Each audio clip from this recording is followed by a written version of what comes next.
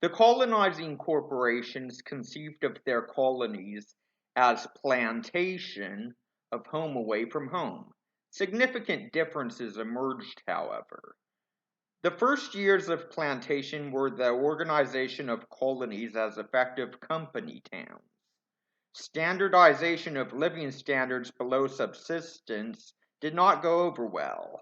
Assets, especially land as the most valuable, would have to enter the private hands of individual strivers.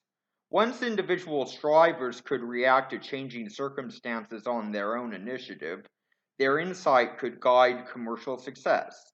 And as corporate rule gave way to direct royal rule, the plantations assumed their modern relationship to cash crops. Tobacco was the first. There are 70 different varieties of tobacco. The tobacco species in the Spanish Americas were far more difficult to smoke than the tobacco species English colonist John Rolfe learned of while interacting with Indians in Virginia. While tobacco long remained important in Virginia, plantations further south eventually came to prefer sugar. While Middle Eastern aristocrats grew this originally Indian crop for their tables, it was Venice that truly established a sugar monoculture in the Mediterranean to work a colonial slave empire for cash.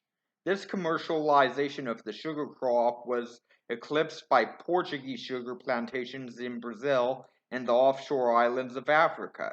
Even that would be eclipsed by the North Atlantic sugar plantations set up in colonies meant to challenge Spain.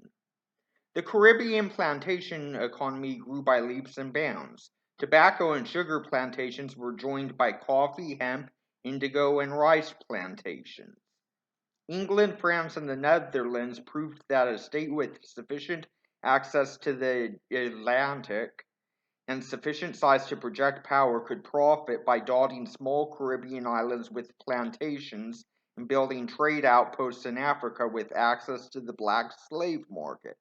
All that was needed was strict trade control so that the largest feasible cut made its way to the dominant interest groups in the mother country. The age of mercantilism was born. Denmark, Sweden, Courland, and Prussia would engage, although the last one did not colonize the Caribbean, concentrating instead on a small share of the black slave trade in Africa.